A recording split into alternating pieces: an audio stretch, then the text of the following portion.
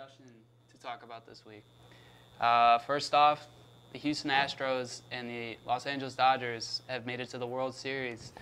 Houston beating the Yankees in a thrilling 7-game series to take the AL pennant. The Yankees were one game away. They were one game away. They were God. up 3-2. And what's crazy is that, like, in the beginning of the season, everyone was saying, like, oh, this was a rebuild year for the Yankees. And look how far they got. Yeah, they got really far. I can't believe they lost. Yeah, it was sad, but They should have clinched it in Game 6. They had the opportunities, but they didn't capitalize.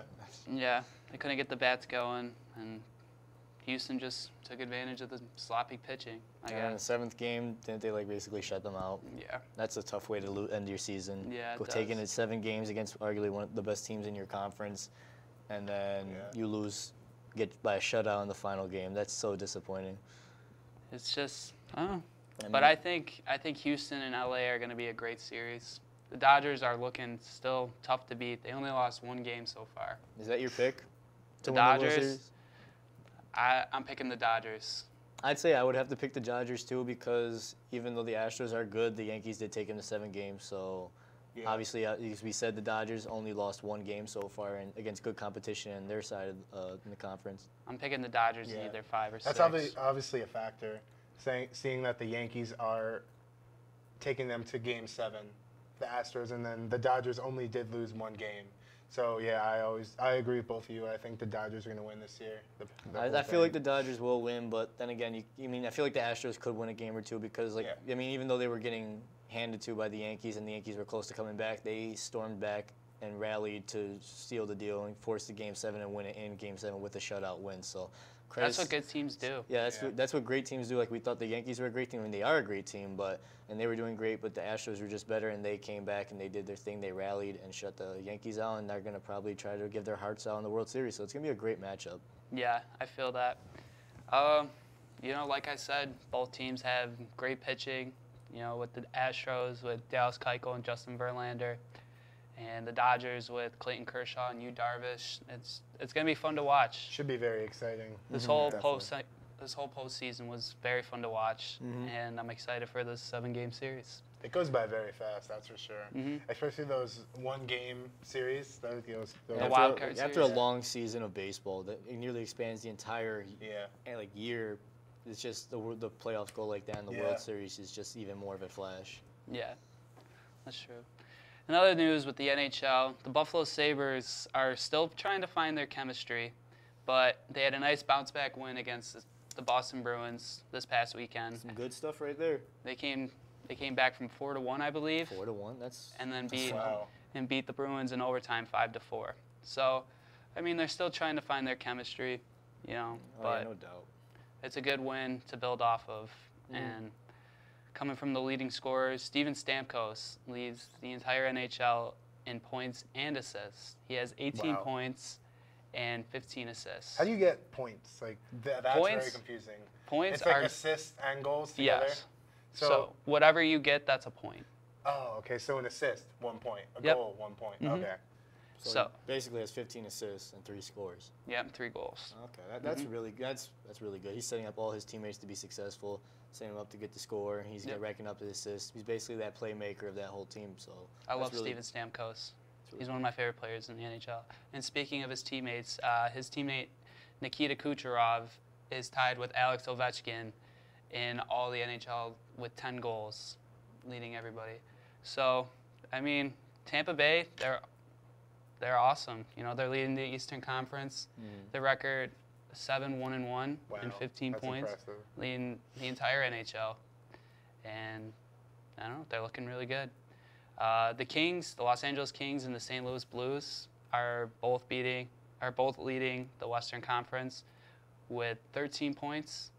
And surprisingly, the Las Vegas Golden Knights are in 2nd place with a record of 6-1. That's really impressive. Like, as we were talking about, that's an expansion team. It's a whole new team, completely a new staff, new players coming together, and that's really impressive to see just an expansion, because you don't expect an expansion team to just come in and click right away and to score and to get points and pull off wins at their rate that they're doing right now. I know. So that's extremely impressive. I'm very surprised, and they're fun to watch. I mean, Do you think that the way they play, the way they're staffed and managed, that they could be a very solid franchise?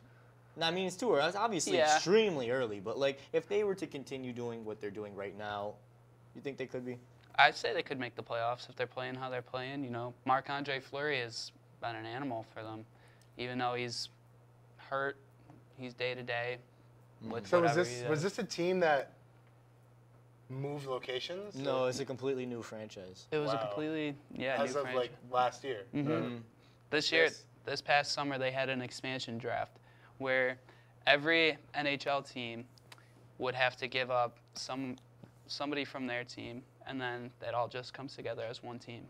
Wow. So each NHL team could freeze only a certain amount of players and only a certain amount of goalies. Yeah. And so for the Vegas, they had the opportunity to take whoever they wanted. And Like, it seems like they've drafted extremely well. yeah, it is surprising because a lot of people thought that they weren't going to be that good. You know, there was a lot of players that Las Vegas could have taken but chose not to. And they are pretty young, but it looks like their chemistry is forming really well. They're led by Marc-Andre Fleury, who, like I said, has been awesome for them. And then as you know, I don't really know much about hockey, but with that 6-1 record, obviously it's amazing. Every team is a pro team, but we know in every organization, every league, there's better teams and there's bad teams. Have they been playing solid competition, or has it been like lower bottom barrel teams? Well, they played the Sabres once. I can't tell you exactly who they've been playing. I mean, I could look it up for you, but That would take too much time, Yeah. of course.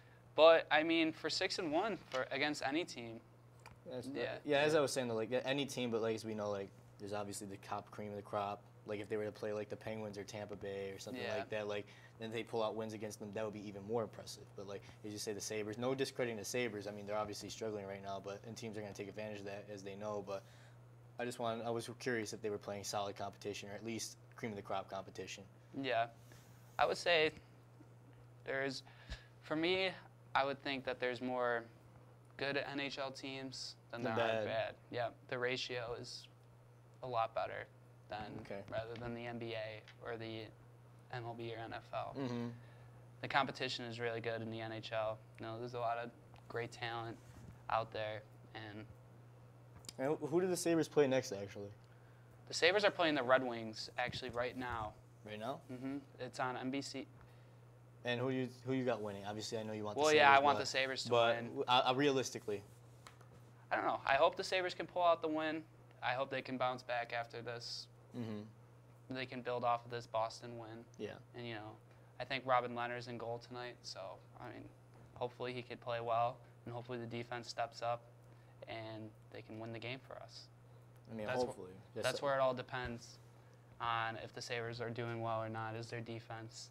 You know, I feel like a hockey goalie is just their job is very insane. stressful. It's very hard. Yeah. It's such a small object. it's a small goal. It's like a small goal. puck, a smaller puck. Definitely. Even that, It's like- really, really difficult. Yeah. I can only imagine just being a goalie and like, but for any team in any part of like hockey for kids, teenagers, Yeah. high schoolers, college, it's gonna be really hard and it's just very stressful. I can only imagine, like I said. yeah, the offense is there for Buffalo. You know, Offense is like it produces well. Yeah, led by It's Jack just the Eichel. defense. That's Yeah, it. it's the defense. It's always been a problem for us. this Weren't past they couple bolstering their defense though this entire offseason? years. Yeah, but I mean, still like the chemistry. Yeah, chemistry. Yeah, that's the main factor. Chemistry is what solidifies a team. No matter Exactly. how much talent you have, you need chemistry to pull off wins. Exactly, and to that's make for any plays. sport too. Yeah, obviously, that's for any sport, like he said. That's the main factor. Mhm. Whether you're good or not, you know, your team's got to come together. You know, you got to be a family, and you have to. If you can't play well with each other, you know, something's got to change. They gotta they gotta be like you said, a family, like us. That's why we got great chemistry on this show. That's what I'd say. But for goaltending, you know, Michael Neuwirth has been surprising a lot of people. He leads the NHL in save percentage and goals against average with a .957 save percentage and a 1.36 GEA. That's it for our first segment. We're going to take a quick break, and when we come back, we're going to break down the NFL like just how we always do. So you don't want to miss that, and we'll be right back.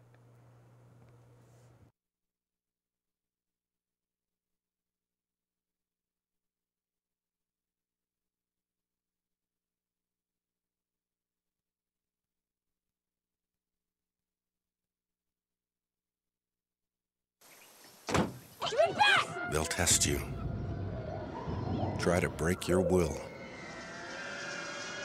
But however loud the loudness gets, however many cheese puffs may fly, you're the driver, the one in control.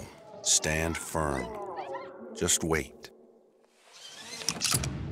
And move only when you hear the click that says they're buckled in for the drive.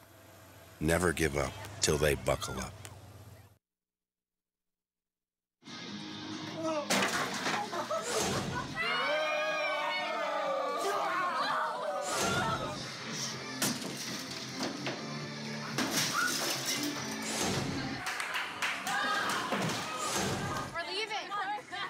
Most party fouls are pretty dumb.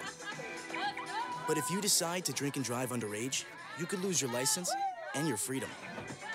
Underage drinking and driving. The ultimate party foul. Guess what? I have some news for you. There's free food right there, junk food. You see that truck? Oh, jeez. It's a 2 Michelin star chef. All for free, ladies and gentlemen. All for free. Here we have a panzanella with summer vegetables and pesto. Enjoy. How we doing? Fantastic. So what do you got going on underneath that plate there? This food is really about to be thrown away. Yeah. Is there something wrong with this food? Where did you get it from? From farmers markets. They put aside the ugly vegetables and the ugly fruits. Carrot top, soft avocados. It was all food that was going to be discarded. Even the drink you had is made from like a little bruised peach. Did it taste a little bruised? Great. It was good. The average person throws away 24 pounds of food a month. That's a lot. Isn't that a lot? Go visit savethefood.com for more information. Thank you. Junk food time!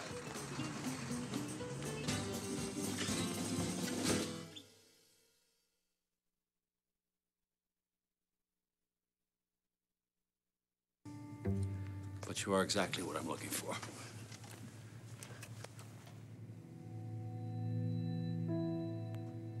Your company could be missing out on the candidates it needs most.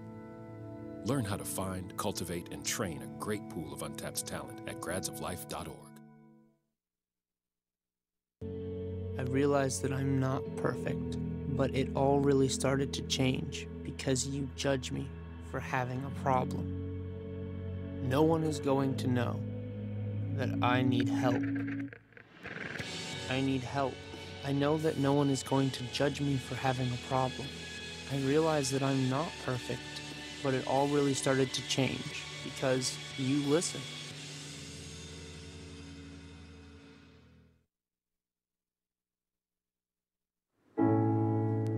I guess sometimes things just happen. Devastating things. It's got nothing to do with fairness. Bam. Your whole world changes in an instant. And you never see it coming.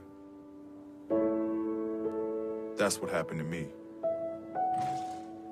The day my mother had a stroke. I'm Paul George, and I want you to learn the signs of a stroke fast. F-A-S-T. F, face drooping. A, arm weakness. S, speech difficulty. T, time to call 911. Because the sooner they get to the hospital, the sooner they'll get treatment. And that can make a remarkable difference in their recovery. Protect the ones you love. Spot a stroke. F-A-S-T. Fast. Guess what? I have some news for you. There's free food right there, junk food. You see that truck? Oh, jeez. It's a 2 Michelin star chef. All for free, ladies and gentlemen. All for free. Here we have a panzanella with summer vegetables and pesto. Enjoy. How we doing? Fantastic. So what do you got going on underneath that plate there? This food is really about to be thrown away. Yeah. Is there something wrong with this food? Where did you get it from? From farmers markets. They put aside the ugly vegetables and the ugly fruits. Carrot top, soft avocados. It was all food that was going to be discarded. Even the drink you had is made from like a little bruised peach. Did it taste a little bruised? Great. It was good. The average person throws away 24 pounds of food a month. That's a lot. Isn't that a lot? Go visit savethefood.com for more information. Thank you. Junk food time!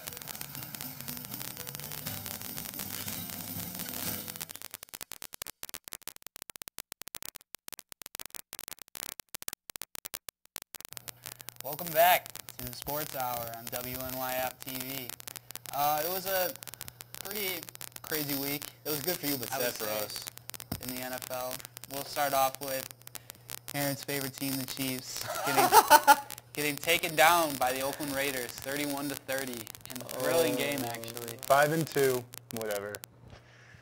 It was a great game, though. That game was it was super entertaining, and super entertaining. Amari Cooper had himself a night. That was just incredible. Like 210 yards for 2 TDs, and Derek Carr had a phenomenal night as well, and Michael Crabtree with that amazing possession catch in the end zone to seal the deal. After the Chiefs, it pass interference multiple times. They easily could have. They knew they couldn't contain that Raiders offense. They easily could have got off of the penalties and kept them. I mean, the second penalty, that would have been a TD if they didn't do the penalty. They didn't cause the penalty. I mean, he dropped it. That should have been a catch either way, but they were lucky they got that penalty and he dropped it. The thing is, Steven Mitchell, who let Crabtree get the touchdown with 0 seconds left, is our weak cornerback. He's like the second one. I think he traditionally plays nickel, but an injury, I think, in the secondary pushed him into the starting role at the beginning of the season. I don't even know who or if he is a starter in general, but it was a fun game to watch, though. Yeah. It was definitely fun. I was super into the last seconds of the game. Came in the third quarter and started watching. I was like, this is really good. And then the fourth quarter was just phenomenal. I loved it. That catch by Jared Cook was pretty cool. I thought it was a touchdown at first, but he was down at the 2-yard line. I mean, then again, Alex Smith had himself a game, 342 with 3 touchdowns. Yeah, he's doing really good this season. Yeah, no he's playing really discredit to Alex Smith at all. He did what he had to do, and the Raiders just were the better team, and they were able to pull off something. When you think of the Chiefs, you normally think of defense, but this time they just couldn't. The defense, they played scared, and I felt like they were scared because I feel like they didn't think they could contain the wide receivers in the end zone. Yeah. And especially after the 2 penalties, that was just really crippling to their morale. Yeah. And plus, it's 0 seconds, so that's even worse. Yeah, but the big news coming out of this game is that Lynch is suspended a game now. Oh yeah. Boy. Yeah. Marshawn Lynch, and that's against the Bills. So that's good for you guys. That's one less offensive threat you have to worry about. But then again, Marshawn hasn't been the same as Marshawn this whole season. I know, he doesn't look like his People old were self. I thought he was going to get 1,000 yards. People were hyping him up. I was too. He's back. I was hyping him too because he stayed in pretty decent shape and he was looking really good, but this season he's not looking like his old Marshawn self. Yeah. I don't know. The next game we have the Buffalo Bills. Beating the Tampa Bay 4-2. Buccaneers. Thank you. 30-27.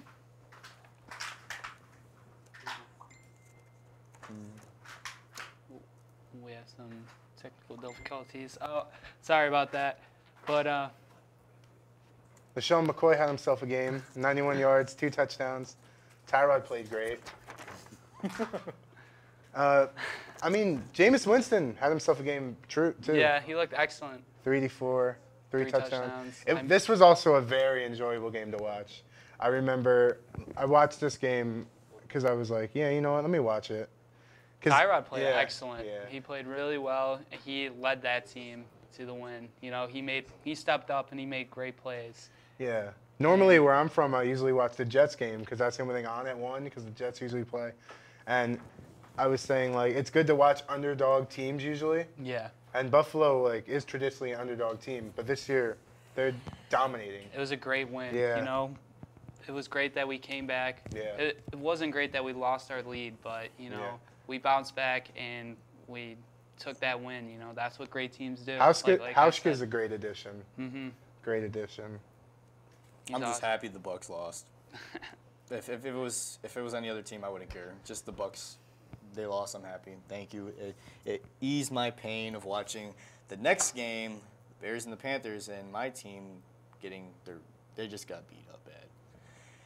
Lost to the Bears. 17-3. Eddie Jackson, the rookie cornerback from the Bears, and he had 2 defensive touchdowns, 1 pick 6 for 75 yards, and a fumble recovery for, I believe it was 75 yards too. And amazing game from him, awful game by the Panthers offense. All around awful game by the offense. The defense did good. They held Michael Trubisky to 4 completions out of 7. He only passed it 7 times. Wow. When you have you're making the other team's quarterback only throw 7 times and he completes 4 of them. It's a win for the defense. That's a win for the defense. But when you're the offense and you're letting Cam get sacked almost 5 times in the game, your wide receivers are dropping everything. They're not catching stuff. They're not making plays. They're not getting open.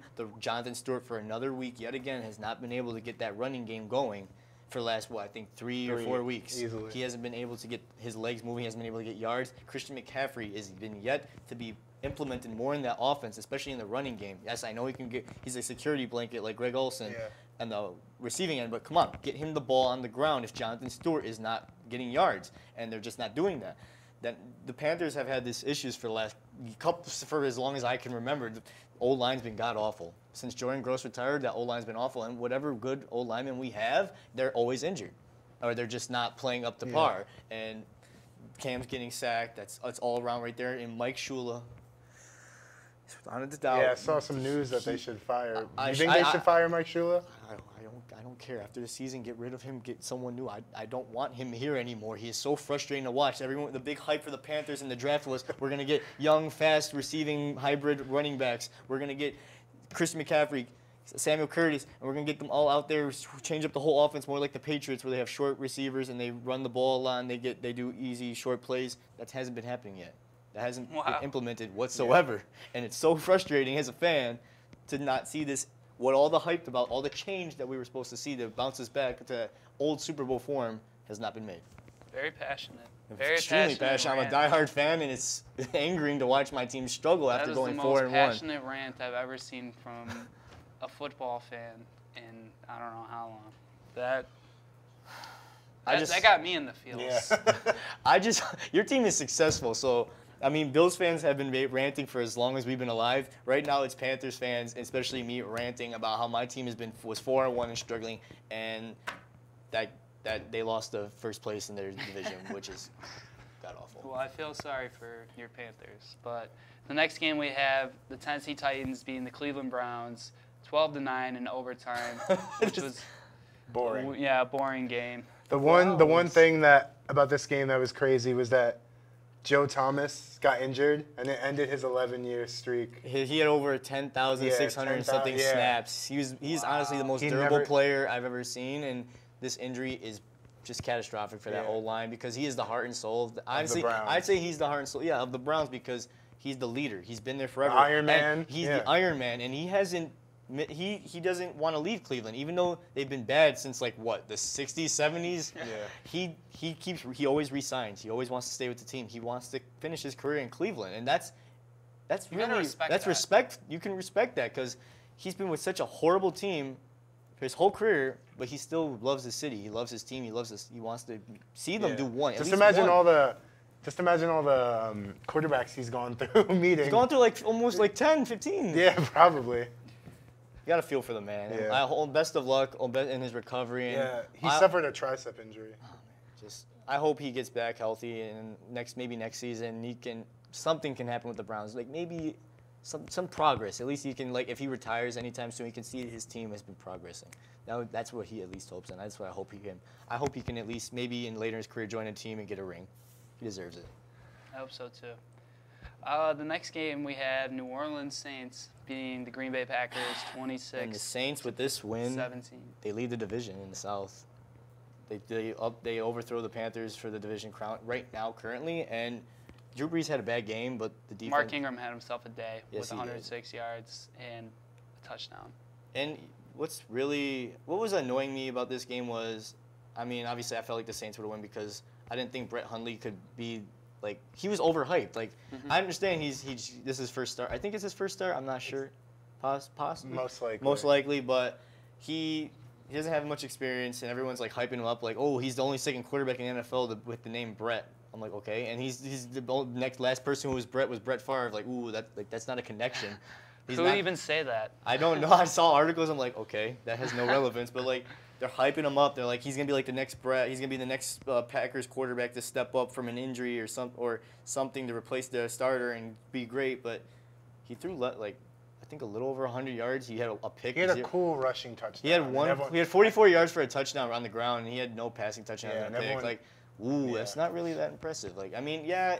we'll see what he can do throughout the rest of the season because basically I can see that this is the end of the Packers season. So we're just going to see what he can do, and maybe he can get signed by another team in the future, traded. Maybe he can get. He kind of reminds me of like a Jacoby Brissett, because of the fact that even though like Brady wasn't injured, like he did have to follow that 4-game suspension, so he couldn't play. And we saw a guy like Brissett. Didn't he play one up. though after Jimmy Garoppolo got injured? Right, he played one against I think it was Houston last season, and Brissett played against Houston. Yeah, he didn't score any touchdowns though, but he had a rushing touchdown though. He did? Oh, yeah. I don't remember that. It was like a 30-yarder, and everyone was like, "Oh, yeah," like hyped him up, like. And now he didn't have a good day against. Jags, you get with the Jags for the next game. Sorry, that was 27-0, the shutout. Like this is a team's defense. You don't want to mess with. You don't want to mess. Quarterbacks need to fear. Offenses need to fear because. Great fact, as we were talking about before the show, first team since 1984, the Bears, to record 10 or more sacks in multiple games in a season, and that's amazing. 10+ sacks. 5 is like 3 would be nice. 5 is like whoa. 10 in multiple games, like this defense is comparing them young. to the like 84 Bears, like that's impressive. That's amazing, and they're scary. They're scary, and I think this defense is going to be a dynasty. Yeah, the cornerback duo of Jalen. Like they had the Bears and defense was something to fear. The Ravens pass defense in the early 2000s was something to fear, and the Steelers were something to fear in like the 60s or 70s. This is a new this is a new defense you have to fear. They're on the rise, and they're not going to stop. They just have to do the offense, and the offense did good too. Yeah, Blake Bortles with 330 yards and a touchdown. Mr. Inconsistent, he does something good today. That's true. And another shutout game. It's not too often we see shutout games in the NFL. There was but about 3 this week. Wow. And that's crazy. This one right here, Rams 33-0 against the Cardinals. Yeah. And the big story here is Carson Palmer. Injured, out for 8 weeks. Broken left arm? Something like that. It's not I don't think it's not his throwing arm. I don't think he's a lefty, but. And you know what? That's really, really bad because last week they seemed to have got AP. AP played great. Offense played great. It seems like a whole gap was filled on that entire end of the ball. Yeah. And there was hope. And that's just crushed in a week later with the injury of their quarterback, Carson. And do you think this is the end? Both of you guys, your opinion? Because he's old. He's I think what 37. The end of Carson Palmer could be. I think he's done. If he comes back for another year, he won't be that good. And I think he should just call it quits now, before he embarrasses himself next year. And as harsh as that sounds, it's just. I mean, it's not even embarrassing. It's putting his body on the line again when he knows he's had injury history and just for no good reason. After that ACL injury that he suffered in like 2005. He has the money. He has the stats. He's been a solid quarterback his career. He's not going to get a ring, but he might as well just like let his body rest. He's an old man. In sports terms, he's old, so it's time to hang him up. I think so. Yeah. Todd Gurley had himself a day with 106 yards and a touchdown. Good game. Great game for him. I love Todd Gurley. Yeah. I like him. I like him a lot. I think he might be a good candidate for comeback player of the year. He could. I mean, he didn't really come back from an injury, but he did have a terrible season. He came back from a struggling, declined season in his sophomore year, so that's his sophomore. He's a candidate. He is a candidate. He's also not cocky, which is good. I like humble players. Yeah, I like that a lot. Next game though, Dolphins and Jets. Oh boy. This is a close game. This was a close. This was a terrible game for the Bills as the Miami Dolphins came back to beat the Jets 31-28. We are now tied with the Dolphins for second place. But Jay Cutler is out with injury. I don't know how long, but he's still out with injury. Happened? I'm not exactly sure. His chest. He had a chest injury. I remember reading that. Well, he's out. I don't even know how long, but that's going to affect the Dolphins. But Matt Moore came in and he played very solid. Will it affect the Dolphins? It's Jay Cutler. I mean, I mean, it could, but then again, as I was saying, like Matt Moore came in, stepped in, he played very well. 2 touchdowns, he had a pick, but he had some good yards, and he led the Dolphins to a win, and that's really impressive. I mean, Matt Moore is a solid backup, so I mean, it depends on how the season goes. Like currently, right now, I was looking at if there was playoffs were to start right now, Bills, Dolphins, and the Patriots would be in the playoffs right now. They would be playing. The Bills and the Dolphins would have the 2 wild card spots. They would have 2 different wild card spots. They wouldn't be playing each other. I think the Bills would be playing Tennessee, and I forgot who the Dolphins would be playing. So Todd Gurley, or Jarvis Landry. Jarvis Landry looked good with 93 yards and a touchdown. So this game right here, Vikings and Ravens. Battle of the Purple. I feel like this was a good game for the Vikings because they're definitely one of the top 2 teams in the NFC right now. You think so? They are. No, like record-wise, they are. Oh. So like. Did Bradford play or no? No, it was Keenum. It was Keenum? I think it was Keenum. Case Keenum. Case Keenum is having a good year. He led the Vikings to a 24-16 win over the Ravens. And Latavius Murray looked very well. I mean, he was good with the Raiders, and like it was he kind of got screwed. Yeah. In all honesty, when they drafted Dalvin Cook, so like it was a big surprise. Like, wow, they drafted Dalvin Cook when they have Latavius Murray. So, but he played he's good. Just unlucky. Yeah. They got rid of him in Oakland when Marshawn Lynch came back, and now. Yeah, that was shady. Yeah. That was definitely shady. Who But would you guys rather start behind Keenum, McKinnon or Murray?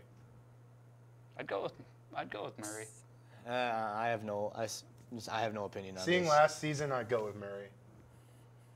I mean, he's got the talent. Because Murray wasn't a 1,000-yard rusher last season. Or he was dang near close. I don't remember. Still good, but the big story, like not a big story, but like the big conversation about the Vikings, I would say, is what's going to happen when Sam comes back? What's going to happen when Teddy Bridgewater comes back? Because he's expected to come back in Week 10. Like you have all these solid quarterbacks. Well, Case Keenum is solid quarterbacks that could win games. That could win you games and start for this team. So like what is there going to do? Is there going to be trades? If there's not going to be trades, there's going to be trades in the offseason. Because like you don't know how Teddy's going to perform because of his catastrophic injury he's coming off of. Sam is one of the most unhealthy players I've ever seen in my entire life. Most injury-prone player I've ever seen. One of the most. So, like, my question is, what's going to happen with him? What's going to happen with the entire quarterback situation? Is there going to be like a competition? Like I said, trades. What's going on? So we don't know. But a good win for the Vikings. They're still deep in the record. They're going to be one of the top teams in the NFC. And next game, Cowboys and Niners. Oh boy, Niners, with a total of 219 yards and 3 total touchdowns. This man went off.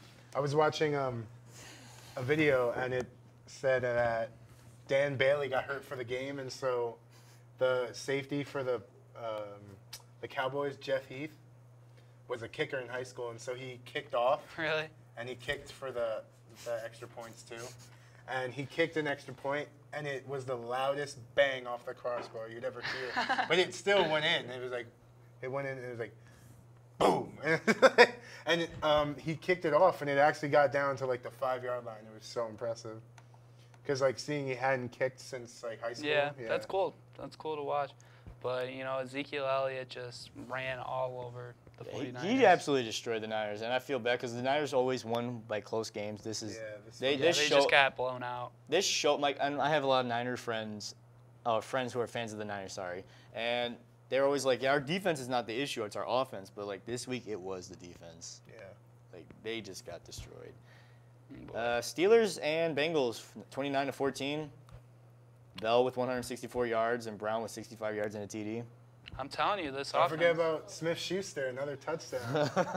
The rookie's looking nice. Did you see them play Bell and Smith-Schuster play a little hide and seek in the end zone? Oh yeah, definitely. I love these celebrations. Funny. I like these group celebrations. They really like each other. They're more. I like the chemistry they got, and I like the celebrations that any team is allowed to do because they're so fun to watch. They make the game more entertaining. They make it more interactive. I'm telling you, the Steelers, we were talking about how they were looking like bad and like inconsistent. They're coming into their own. They're definitely looking like as what they were projected to be, a Super Bowl contending team. And no, without a doubt, I think they're gonna make it deep in the playoffs with the way they're playing now. Their offense is awesome. I think offense is awesome. Yeah. I think they have the best offense in the league, to be completely honest. As of right now, I think Le'Veon Bell is the best running back in the NFL. And I think Antonio Brown is at least a top He is 3. the best wide receiver right now, at least this season, because he has the stats to back it up. Yeah. He's by far. He has like I think 200 more yards than the next receiver. You still have Ben Roethlisberger, who was struggling in the beginning of the season, but now he's playing all right. You know. Yeah, he's doing good. And you know he's Big Ben. He's doing what he needs to do. That's exactly. All. Another team that is coming into their own after weeks of struggling or not looking like themselves, the Chargers. The Chargers, shutting out the Broncos. Chargers beat the Broncos 21-0. 3 in a row. That's another loss for the Broncos, and their defense was looking nasty this season. Now the defense is allowing the Chargers to put 21 points up, and the offense is just struggling. That's insane. So I'm really impressed with the team right now. The Chargers are coming to their own. They're looking like they can make a good storm for the playoffs if they continue to win games week by week and out. Travis Benjamin had a punt return touchdown and a 45-yard touchdown, receiving touchdown, I believe. So, I mean, he had himself a good day. It's really good, really impressive. Great game, just good game for It's good a to division see. rivalry game, Yeah. and for a team that come in as the underdogs, win the game. So I'm glad to see the Chargers, and plus I don't like the Broncos ever since they beat the Panthers in the Super Bowl. But actually, then again, I didn't like Peyton Manning on the Broncos, so I'm glad. Why not? I just didn't like the Broncos. Why don't you like Peyton Manning? I don't dislike Peyton Manning. When he was there with the Broncos, I just didn't like the team because they were just like killing everyone. Yeah, their offense was scary. He was still, he's like the tail end of his prime, and he was still a monster. He's just, that was scary. Next game, Seahawks and Giants. This is a surprising game, not game, but like the team that surprised me is the Seahawks because I thought they were like a team that was like struggling, shaky, but they're 4-2, and I didn't realize that was their record. I thought they were doing much worse. I thought they were playing poorly, but their O-line was always like a question. Like, yeah, that O-line's a question, but this tells me that I need to start looking more into the Seahawks and like actually if they're a team that's still you have to fear in the NFC because they're winning games. They have a great defense still. It's just the O-line is shaky. Seahawks beat the Giants 24-7. Russell Wilson looked excellent with 334 yards and 3 touchdowns. Yeah, I don't know who got the touchdown for the Giants, but it was probably Evan Ingram. Who cares about the Giants? They're tanked this season. It's over. It's over. They're going to look forward to the draft. Yeah. Next game. We have Super Bowl rematch with the Patriots beating the Falcons once again, 23-7. Tom Brady looking awesome. Oh, that came out your mouth? Tom Brady and looking awesome? All of that in the same sentence? Oh, my God. I'm shocked. Absolutely shocked. 250 yards and 2 touchdowns, and they shut down the Falcons. They definitely shut down the Falcons. Matty Ice iced up. He didn't have ice in his veins, but he choked and he froze up that game. And it was. Matt Ryan hasn't been looking that good this year. He hasn't been looking like his MVP self, and I'm glad. I saw him overthrow a lot of people yesterday. He's struggling. I mean, he's in a slump. And this is Panthers came to MVP, suffers in the Super Bowl, bad loss, just hasn't been the same since. Matt Ryan choked in the team choked in the Super Bowl. He hasn't looked the same since this season. So it seems like a pattern. Like it's just a strange pattern. Seems like you don't want to win MVP. Yeah. He says, but he's got the new idea. You can't blow a lead if you don't got the lead. Definitely. And the game that's going on right now. Redskins and Eagles. And it just started not too long ago. So there's probably like... Yeah, this 0-0 right now. Actually, no, it's not 0-0. Redskins got a field goal. Oh, okay. Redskins are beating the Eagles 3-0. Yeah, Kirk Cousins starts off the game with 3 passing completions out of 4 for 57 yards. They get the touchdown. I mean, not the touchdown, the field goal. So it's a good way for him to start the game. He's looking consistent, making his completed passes. So yeah, the Eagles are down, but they're never out. No, I think they can never say that. Like as a person who's watched this team lose by the Eagles, you can't count the Eagles out. They're 5-1. Them and the Vikings. I think they're the top 2 teams in the NFC right now, record-wise. So that's they're always something to fear defensively because their defense is looking really good this year. Carson Wentz, as we know, has been an amazing quarterback. And Carson Wentz has been looking really nice. You think he's an MVP candidate? He could be. He could very well be. Like people were saying that Derek Carr was in. I still think Derek Carr's in the race, but I think like kind of knocking him out for the moment is Wentz. I think if I had to pick, I'd say like I'm not sure. Tom Brady obviously might be up there. He gets good yards. He's the leader in I think passing yards, and his team has got a solid record. They lead the division, but Carson Wentz has to be up there, definitely. Smith at the moment, Alex Smith. Alex Smith has to be up there too. I completely forgot about that, but he has to be up there. Maybe Jared Goff has it. He didn't have himself a good game yesterday. Still. I mean, they still won. But I mean, you don't have to be a quarterback to get MVP. Remember that. Yeah, but most of the time it is a quarterback. It is a quarterback. Because they're the leader of the team. Yeah. So, for your guys' team, my team, the Buffalo Bills, your team being the Carolina Panthers, your team being the Kansas City Chiefs. All doing pretty good. What do you guys have any final predictions for your final record? As of right now, if the offense... What's the Panthers' record? 4-3. They were 4-1. They lost 2 games, but it's not bad, but it's not good. It's near 500. It's starting to look mediocre. The offense is awful, as we were talking about earlier, and I'm just my passionate rant. If they keep playing like how they did the last 2 weeks, I don't see them getting I don't even see them getting 7 wins. Really? If they keep playing this way, because You need to put points up. Your defense can't do everything. And the Panthers, even though it's a great defense, they haven't been getting to turnovers. They haven't been forcing turnovers like they did last year or the years before. So, yes, they stopped the offenses of the opposing teams, but they don't get turnovers. That doesn't help the offense, and the offense doesn't help the team by struggling. Aaron? I believe we could finish 11-5. 11-5.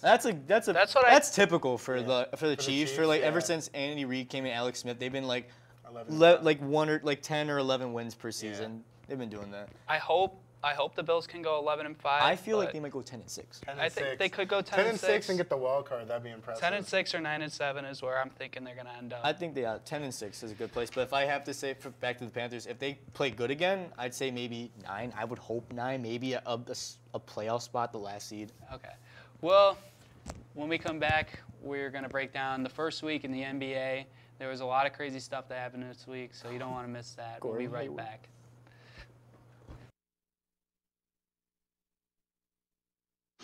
Most party fouls are pretty dumb. But if you decide to drink and drive underage, you could lose your license and your freedom. Underage drinking and driving, the ultimate party foul. You've messed up your son's haircut. Do you try to fix it? Work with what you've got? Or show solidarity? Thank you, babe. You don't have to be perfect to be a perfect parent. Thousands of teens in foster care will love you just the same. This year, patriotism shouldn't just be about pride of country. It should be about love. Remember that to love America is to love all Americans. Because love has no labels. Había un niño que era muy sensible a luces y sonidos. Construía escondites donde no podían entrar. No le gustaba mirar a la gente a los ojos. Lo hacía sentir incómodo. Un día se descubrió que tenía autismo.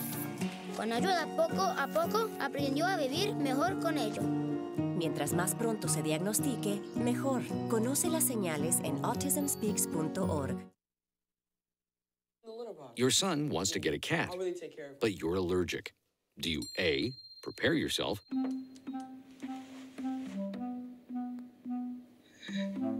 B, make the best of it, C squared equals 25. Good job! or C, find a loophole? When it comes to parenting, there are no perfect answers, but that's okay, because you don't have to be perfect to be a perfect parent. Teens in foster care will love you just the same.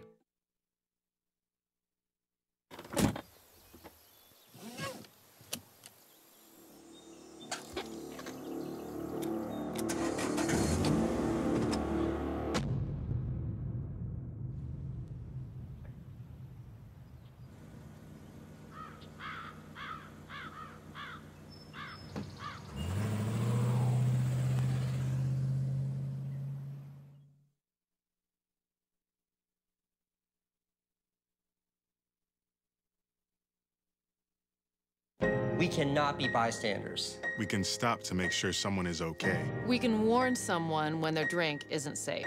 And disrupt the situation. We can. Get someone a cab. Or walk them home safely. We can make campuses safer for our friends.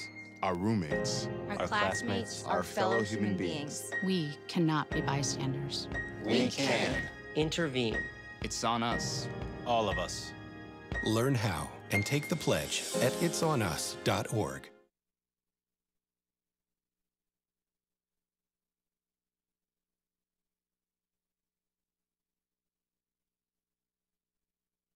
I'll be right back. Hi.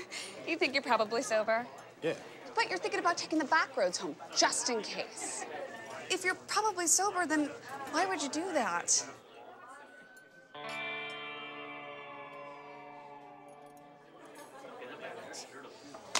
Good choice.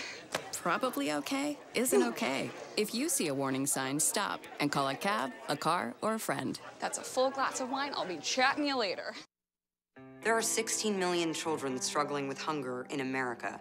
That's 1 in 5 daughters, sons, neighbors, and classmates who don't know where their next meal is coming from. Yet billions of pounds of good food go to waste every year. It's time we do something about it. Feeding America is a nationwide network of food banks that helps provide meals to millions of kids and families in need. Visit feedingamerica.org to help them feed even more. Together, we can solve hunger. Together, we're feeding America. Hamilton was adopted from a rescue in 2008. He really likes to be around people. And as soon as I start to make my breakfast, Hamilton is right there. I get out my mat and I'm doing a downward dog and he's underneath. He's quite the pug about town. He gets invited to a lot of parties. He knows he's a pretty big deal. I mean, look at this little face. How could you not love him?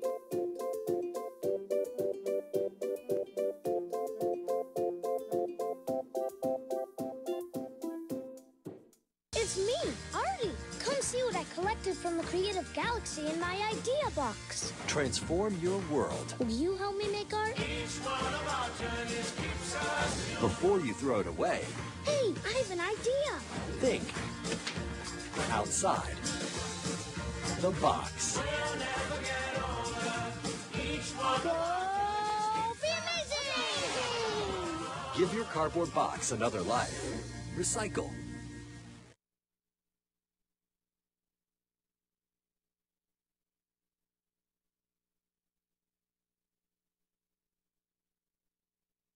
Who's also on WNYF TV about our next topic, the NBA.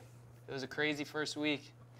A lot of stuff happened. A lot of stuff, injuries, big wins. We like to send our condolences to Gordon Hayward. That was a terrible injury, and I watched it live, and it was just heartbreaking, you know. All that work he put in, it's just terrible. His leg looked like a noodle. Yeah, that scared me. It was very scary. When I watched that land, his leg bent and then his foot like bent another. It looked like an unfinished square. His whole body, his whole leg. I was disgusted. I hope he recovers well. You knew something was going wrong when he like collided with the person. And the way how hard he landed. Yeah. It wasn't. I feel like it's gonna really affect him, and it could possibly have lingering injury. I mean, future injuries and effects because it's not a clean break like Paul George's. It's a fracture. Yeah. And that's worse. Honestly, a fracture is worse than a break in some senses. So best of luck to him, though. But what was really surprising is Giannis Antetokounmpo is leading everybody with points with 38.3 points he's averaging.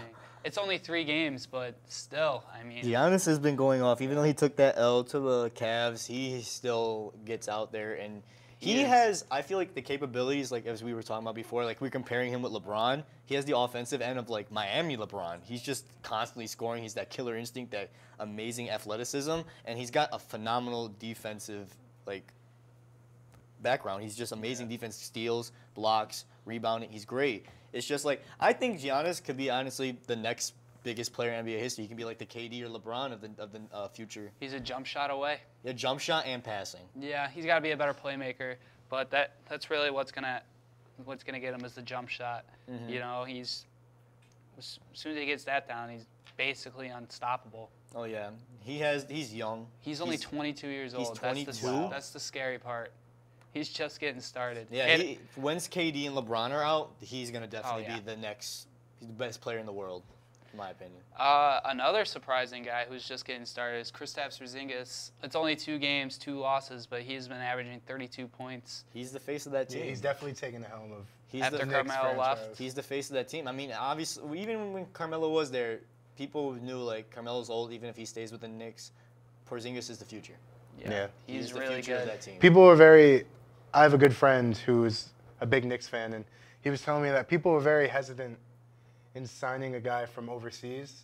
Well, it's also because he was very like skinny. That's for a big man. For 7'3", that's really tall, obviously, and he has the abilities to be great. It's just he was small and skinny. Like he was lanky. He's getting more bulker. He's getting bulker, and he's playing great. He worked. He's the next Dirk, I believe. He is the next Dirk. Obviously, he's the next big overseas. Like he could be a legend if He's in Dirk. The future. He's Dirk 2.0. Dirk 2.0. Yeah, it's only been the first week, you know, but you could see all these interesting games. Like the Warriors start 1-2. Exactly. That was like really surprising. Steph Curry and KD getting ejected. KD flipping off the middle finger. Speaking of KD, he is leading the NBA in blocks with 4.7. Dude, he had 7 blocks the one game. Like, he was just killing. I think it was the Pelicans. Yeah, Like, he was. Oh yeah, definitely the Pelicans. He's just killing on the defensive end with the blocks, and that was I thought that was pretty entertaining. Yeah. Speaking of the Pelicans, I mean, their record doesn't show it, but I mean, Anthony Davis and DeMarcus Cousins they're the best front court in the league. Oh, they're the best.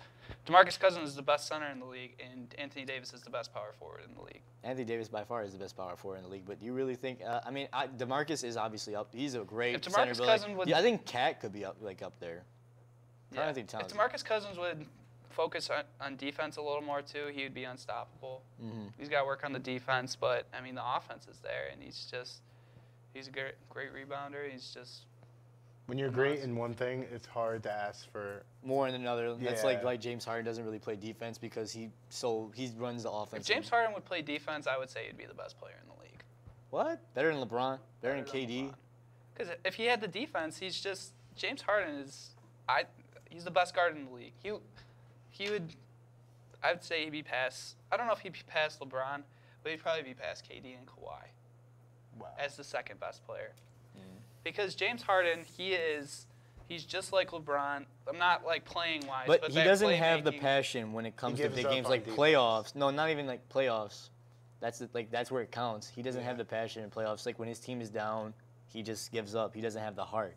Kawhi, if his team is down, he's gonna give his all. He's gonna be putting everything on the court. If KD was down, he's gonna try his best to get his team up there. LeBron, if his team is ever down, which is a rarity, except in the finals when they played the Warriors for the last couple times, he gives his heart out. He averaged a triple-double. Like, I can't see James Harden doing that. You can't? No, well, not when he's down, at least. That showed when they played San Antonio last year. I don't know. They got Chris Paul, too, but he is hurt. He's out for at least a month. Ooh. But they're still looking good. Hasn't he struggled, though, Chris Paul, since coming here? He played one game, and he the first game he did horrible. He didn't do good at all. He had like 11 assists, though, but the points weren't there. But that's all right because they won. They won, and James Harden did his thing. He had 29 points, I think. James. The rest of the team picked up the slack, too. So I love Eric Gordon. Eric Gordon's Aaron Gordon is a very underrated player. For the Pelicans, he wasn't the best. But I think his career's revived. He's a great fit.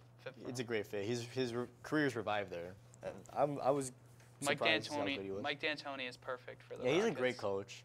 He's a great offense coach, but I mean, defense.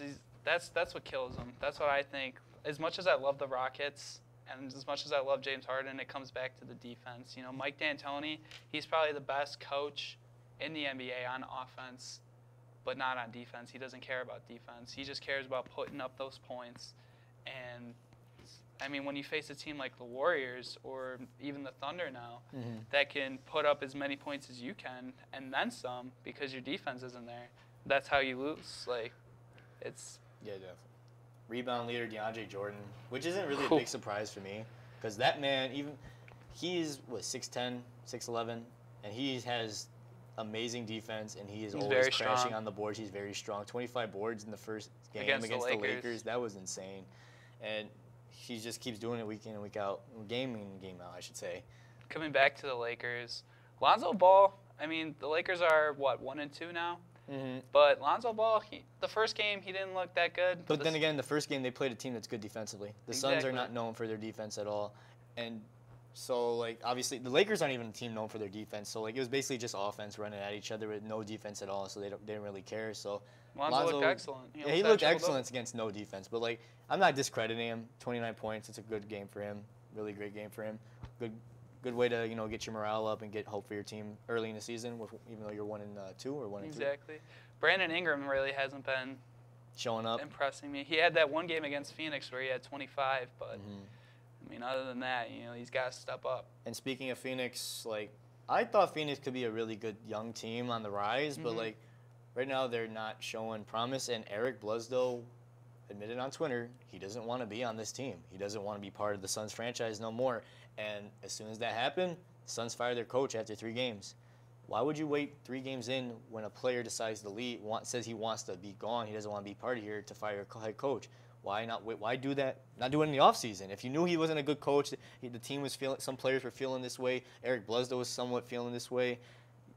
Why keep your head coach? Obviously, he was feeling this way if he wanted to be traded. Get him through And he's been in trade rumors all the time with the Suns, like when they were trying to get Kyrie or something. Eric Bledsoe was in the package. He's always on the trade rumors when it comes to the Suns. So obviously it's discouraging for him. So if they knew this, why get their head coach through training camp? Why get them through the draft? Why get them through the entire offseason just to fire him? It's probably it looks like another season going down the drain. Yeah, the Suns are they have a lot of promise, but they're just not there. Focus on your young talent then. Give them as many minutes as possible. Let them develop. Let Josh Jackson develop into the player that he can be. Devin Booker, he's already... It's going to take 3 or 5 years till this team is, like, really amazing. I would say so. You know, they got to give him time. And as much as you hate waiting, it all takes time. Devin Booker, he's getting better every year. And I think Devin Booker's going to average at least 23 this season. 23 I points wouldn't be per surprised. game. Josh Jackson, he does okay. I could see him averaging about 10 or 12 points with about 5 or 6 rebounds. I mean, that's not bad. That's not a bad rookie campaign. Speaking of the Suns again, sorry to cut you off, but if they do want to trade Eric Bledsoe, they can get some good stuff out of him. I see the Nuggets as a great landing spot for. Who would you think they would trade to give him? Because like you could probably trade a first rounder for him, and you could trade Emmanuel Mudiay. I think they don't need guards though. That's the thing. They have Tyler Ulis, they have Devin Booker, Josh Jackson. Yeah, that's true. They have Brandon Knight. They don't really need guards. Like they're not. You know, they're not going to give up Nikola Jokic. I know that's the bad thing. They're not going to give up Paul Millsap.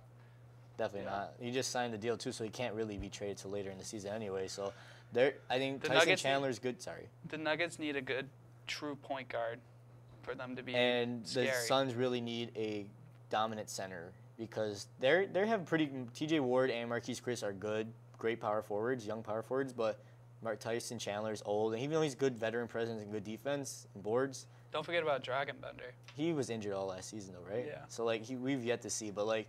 For now, like they really only need a center and maybe another small forward, but definitely a center. Maybe you could package Eric Bledsoe and one of their forwards to get a good center.